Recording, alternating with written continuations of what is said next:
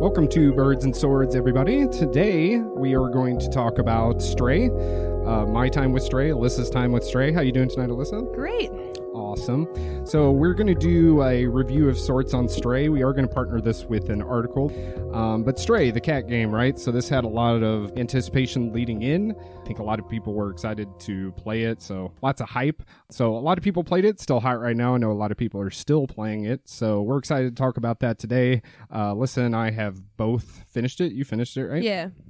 Okay, so we both finished the game. So we're going to talk about, how much we liked the game, and then we'll do a full review with an article where we dig into scores and more things like that. So overall, I guess, we'll have some closing comments too, but overall, how did you feel about your time with Stray? I thoroughly enjoyed it. I was one of those people that was really looking forward to it for years. I remember seeing just screenshots of general concepts on, I want to say, Kickstarter. Yeah. And I was just thrilled right away. And even though I was super excited for it, when I went into the game, I had no idea what to expect. I really just thought it was going to be an exploration style game where you play through kind of like Hong Kong style city as a cat. I was not expecting such deep, meaningful themes and plot. Yeah. So that was really interesting and exciting.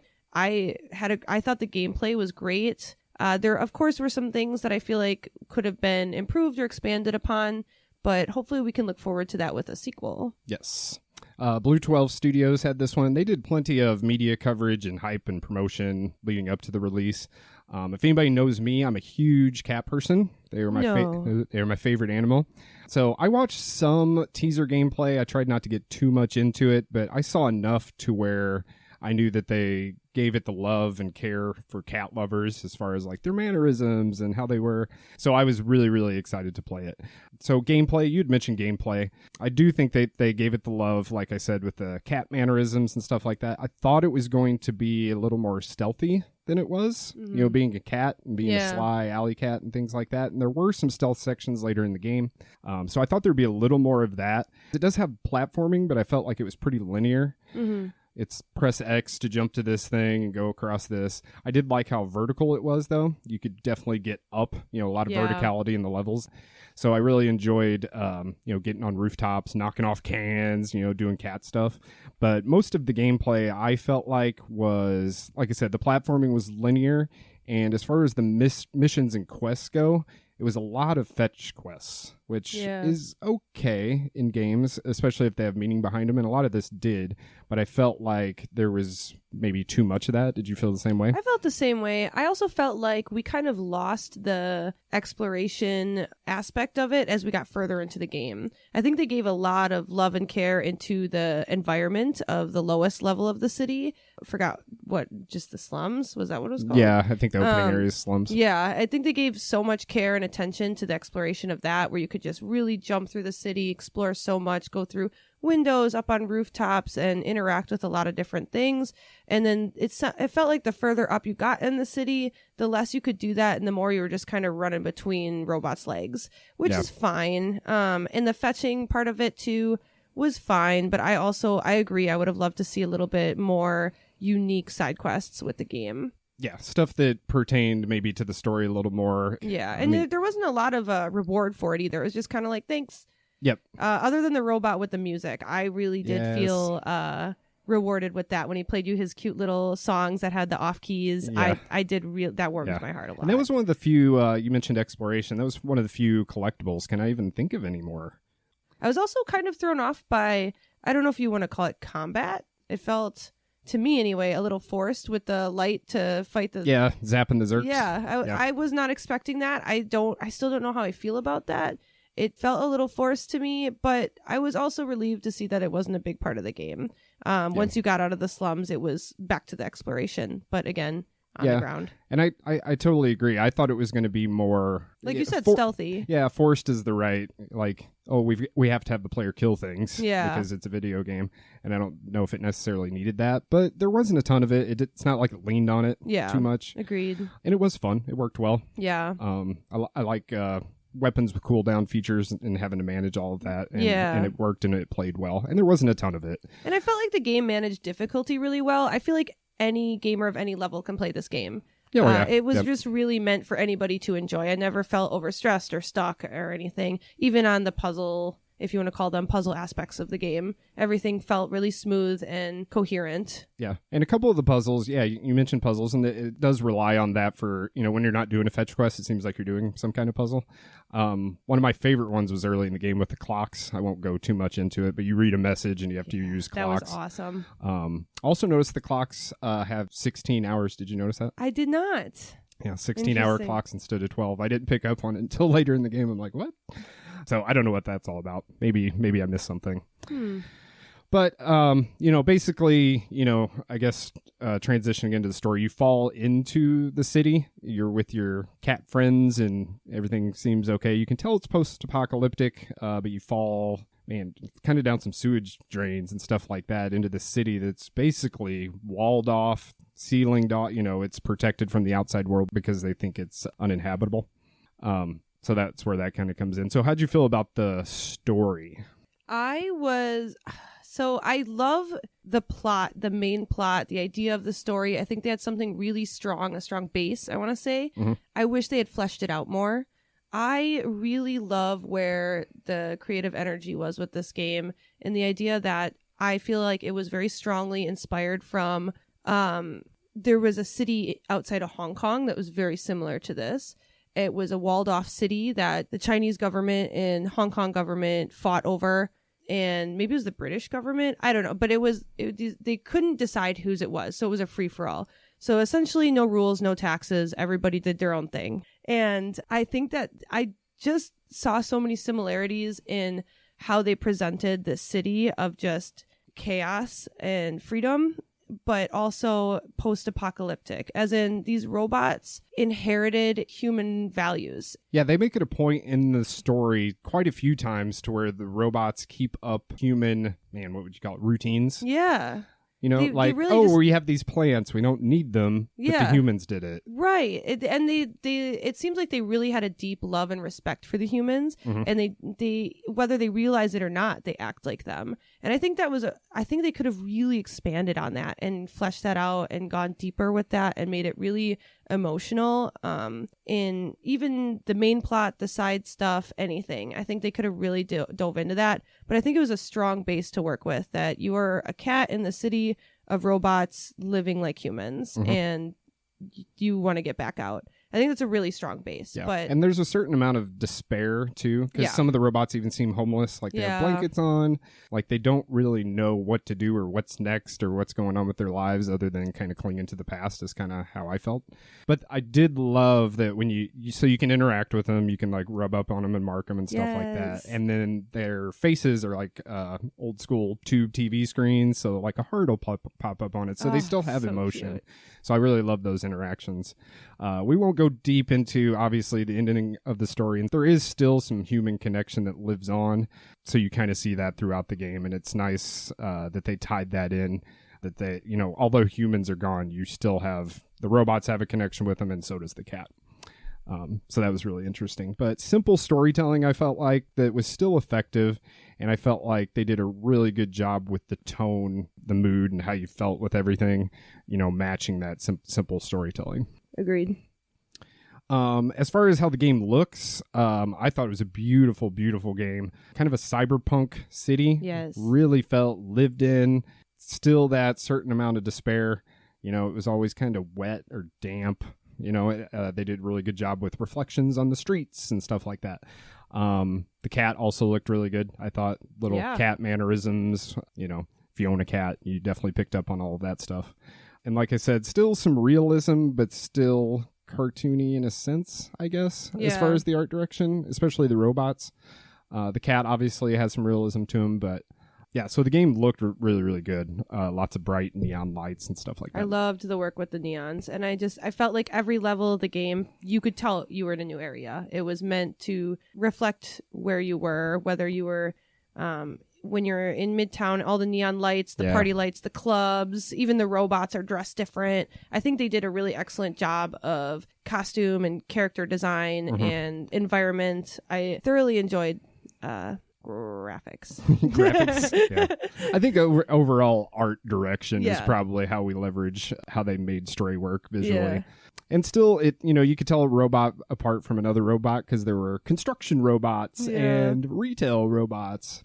But yeah, I thought it was a great looking game. I think it runs at 60 frames a second. So everything was nice, crisp, clean, and smooth. I guess we should have led. The game is available on PS4, PS5, and PC. Alyssa and I both played it on PS5, so we got a good, nice, clean version. And it is a timed exclusive, so I guess we'll see that on Switch and Xbox at some unannounced date. One of my favorite parts about the game, though, was the sound and soundtrack. I felt everything was urban, real urban feel to it. So lots of robot beeps and buzzes I thought were really, really good and really cute. So even if they weren't, if you didn't have a dialogue box or they weren't talking to you directly, you could still tell how they felt or how they were communicating to you. And then lots of good ambient noises, lots of time spent by yourself looking for stuff. So lots of, dripping type ambient music, but then really good chugging, progressive, intense stuff for like its escape sequences. So I really like the soundtrack. I know you're a big soundtrack and music person. How you feel? I totally agree. I felt like they really utilized sound to immerse you into the city. I think that if I had closed my eyes, I would have really felt like I was there. I was very impressed by the soundtrack, and it really moved me. Each level felt like you were almost the way that they played with the sounds, you were gaining hope as you move up. And I was really impressed by that. I really didn't think of it that way, but you're right. And then I messed up in there, the guy where you go into like the retail store and you have to turn on the boombox. Yes. I didn't figure out how to end that for a second, I guess, and I went and did something else. So every time I walked by that store, it was like that's what I'm like, no, why? I did it before you needed to do the quest. I did it so early on. Yeah, that's what I did. Yeah, and so it was like every time I walked by, it was so loud. I know, you're like, and I was like, why is this happening? I'm so sorry, everybody. Yeah, that was a bit. It ends up making sense in how you work the end of that quest, but I did the same thing just because I think we're both exploration type gamers, so it's like, I'm gonna go in this store, I'm gonna go in the back, what is this? That's exactly what happened. That happened a lot in the game. I felt that I was working ahead of myself on the main plot without realizing it at several points. I would do things and be like, this is funny, and then I'd be like, that was part of the plot. As far as value and longevity, it's a short game. There's not a lot of collectibles. You don't level up or anything, so it's a straightforward story mode game. But at the same time, it's a $29.99 retail. We talked before we went on air, about 5 to 7 hours of gameplay there. You finished it a little over 5. I was a little more because I streamed the game. But so do you feel like there's replayability? You think you'll ever go back to it? I'll probably never play it again. Doesn't mean I didn't enjoy it. I thoroughly loved it, but I don't see any replay value for myself. Yeah. And you're not really gotta go get the platinum trophy. No, I'm not an achievement hunter by any means. Yeah, I really didn't look at them. I don't know if it well, actually I did. I think it requires a playthrough in like 2 hours or less, or 3 hours or less, some kind of speed run. Okay. Which I'm sure people have gotten. But I think, it's meant to be what it is, and that's, what they did.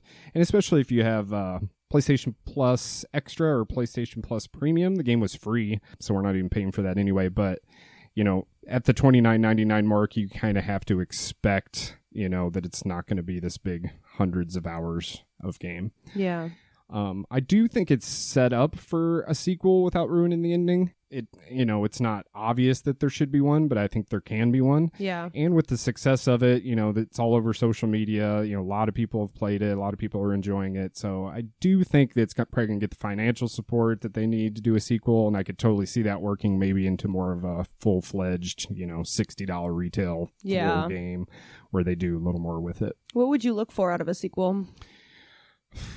Man, probably bigger open area, maybe. Yeah, me too. And like I said before, I'm a huge stealth gamer fan. I know there's not a lot of us out there, but I really enjoy the stealth stuff. And I feel like being a cat plays in really well with stealth aspect.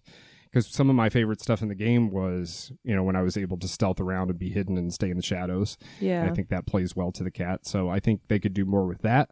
And see more of the story, because they kind of leave some of that stuff open to whatever's going to happen next, and I still think there's more to explore.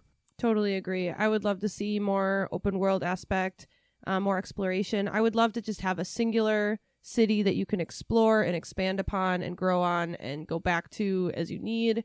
Yeah, because you can't even go back. You can't travel back. Once you leave, like the slums, they're like, you can't come back here. So you're kind of locked out from previous areas. Yeah. I would just love something bigger with more exploration. Especially, like I said, once you get further up, you kind of lose that aspect a little bit. I would just love to see it expanded upon, especially with like the neon city. I want to be on those lights. I want to see, I feel like there's so much they can do. And it was such a success, this first game. I think that they can really produce something beautiful. So you think it would work well as like an open world game? Yeah, I think it would be fantastic. Yeah, I would also love to see a customizable cat. Yeah. Of course. Well, I guess we could talk about that. So since the game has come out, the PC community has gone crazy with the mods. I saw one guy he was doing commissions to put your pet into the game. I saw that too. He's That's like, freaking awesome. Yeah, give me a picture of your cat. I'll make it, and then you can play as your own cat. And then what were some of the funny ones? I saw Garfield. You could play as Garfield. That's awesome. That makes sense. Man. CJ from Grand Theft Auto. That was ridiculous. That's so stupid. Yeah, a human I on love all it. fours. It's so. Oh man. Yeah. Here we go again. Leave it to the PC community, and they'll turn it into whatever they want. Yeah, it's just unhinged. That whole community. I love it. Yeah. So I do think it has its faults, but I will say I had an absolute blast playing it. I love cats, and hopefully this is the beginning of a series that we're going to love and have multiple entries, and I really think it can be, especially with the reception that it's gotten. But I did have a blast playing it. Super fun. I just love cats, and even if you don't love cats, you know, the whole community seems to enjoy just doing something different. You know? I don't think there's been a game where you play as a cat protagonist, at least not in the last... Not that I can think of. However many years. Yeah. That's, a full-fledged type of thing. But yeah, so we really enjoyed it. I would recommend playing it. Would you recommend playing it still? Absolutely, yeah. Yeah. We have subscriptions. We played it for free, and that's great. It's great that they did that. But I do think it's also worth the $29.99 to play it through. And, I think it's good for all ages, too. Kids would love this. It's easy enough to where kids can play it. It's immersive enough and has a deep enough story where adults enjoy it. So definitely worth a play, I would say. So go out and play Stray. Birds and Swords recommended. We really enjoy it. And then look out for the article. We'll have an article with, we're going to break down some of the categories of Stray. We're going to score that. We'll have an overall feel of the game, some closing comments, things like that, how we broke it down and feel about it. But yeah, definitely go play that. Thanks for listening to our review of Stray. And we will talk to you guys soon.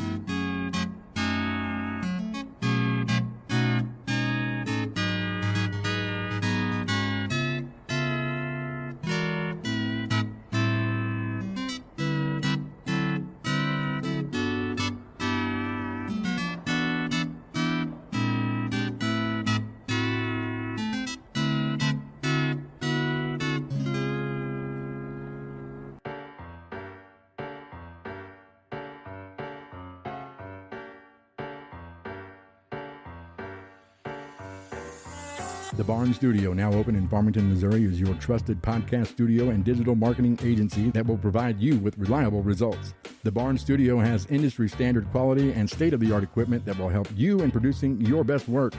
We offer many services that can benefit your creative endeavor and ensure that it will grow and succeed. We are ready to help with all of your podcasting needs. Be sure to contact The Barn Studio at 573-330-4452 or the Barn Podcast Network at gmail.com for a list of services and pricing. Give us a call. That number again, 573-330-4452 to discuss your podcasting options and marketing goals.